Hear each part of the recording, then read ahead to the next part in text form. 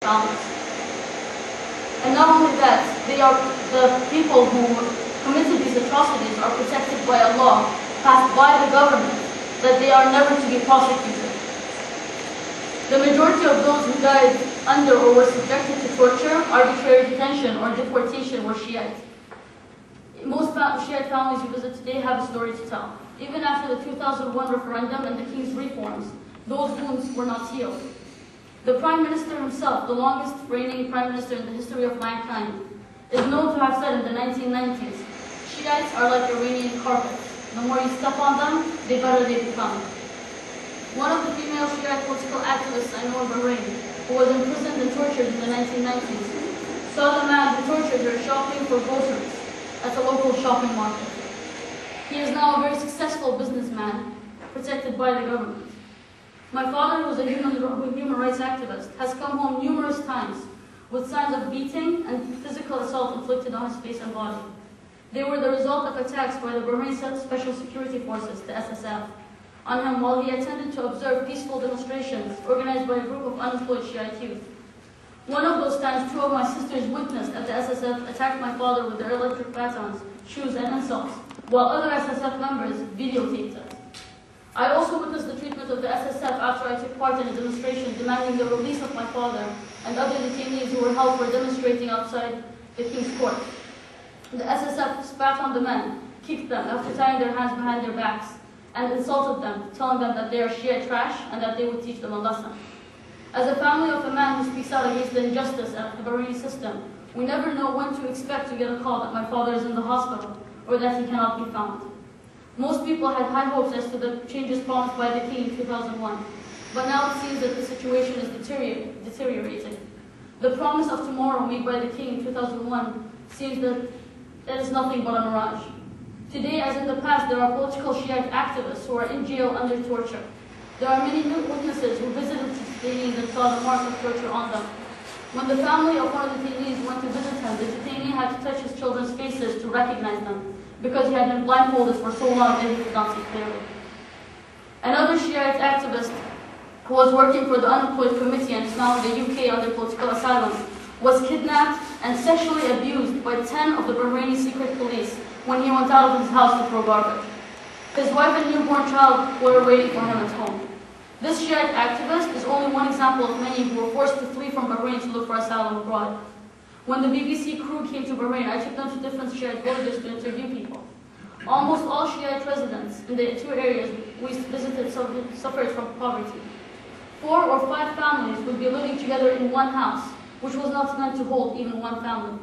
Their houses were so badly set up that they were on the verge of collapsing at any moment. Bahrain is a wealthy country, and if there were a fair distribution of wealth, there would be no poverty in the country. One of the families had a handicapped daughter who was suffering mentally and emotionally because her family, who were poverty-ridden, could not provide medical health care for her. The members of the Shiite families individually sat and spoke to us about how they were not able to get jobs because they are Shiite. In the ministries, they are placed on waiting lists, while migrant workers are hired for different positions.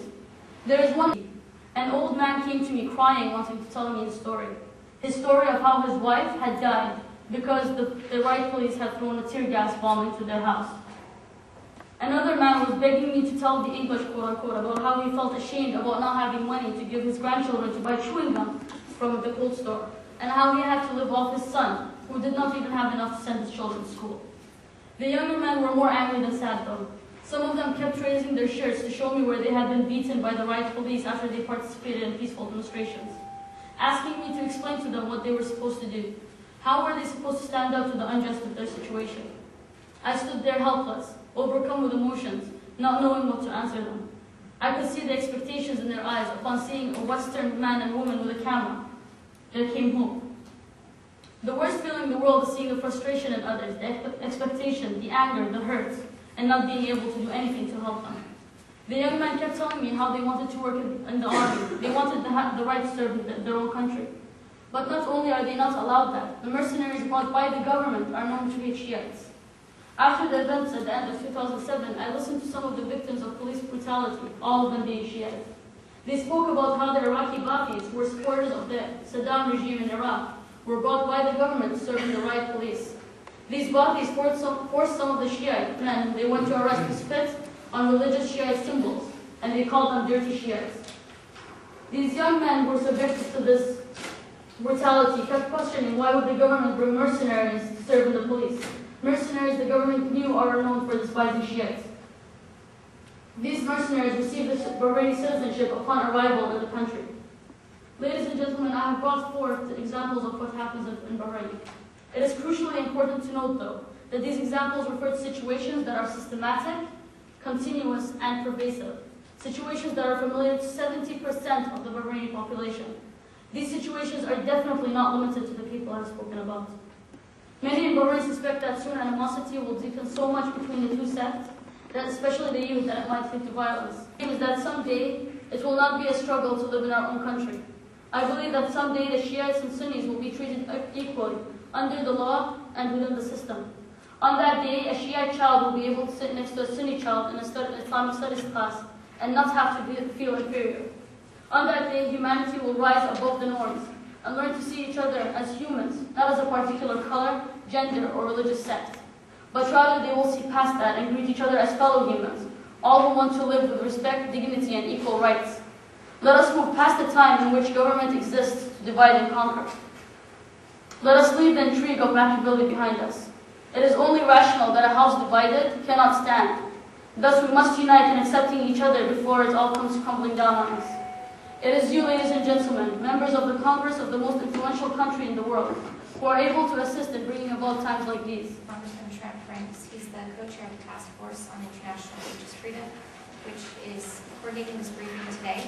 And I wanted to go ahead and just give you all a little bit of background on the task force and some of the ways that we work as background. And then I'd like to open it up to questions. So if you do have a question, you could prepare that question now and make sure that it's in the form of a question, not a statement. This is not a forum, it's a place for questions and answers.